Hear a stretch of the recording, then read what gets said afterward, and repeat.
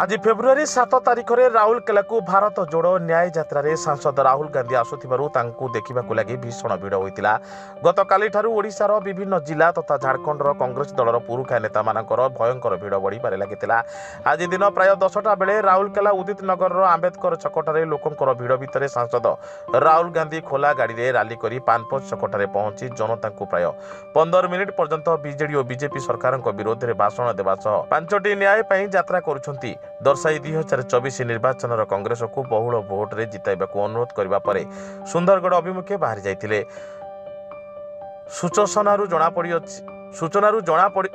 सूचनारू जना पड़ी आज रात्रि रहणी झारसुगुड़ा ठारे करी आसंता काली छत्तीसगढ़ अभिमुखे बाहरी जिवे।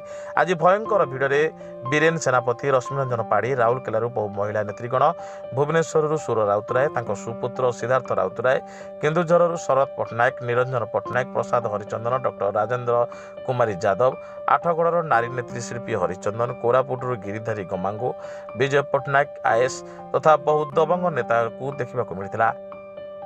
राउरकेलारू डॉक्टर प्रमोद कुमार जगदेव रिपोर्ट साई सत्य न्यूज।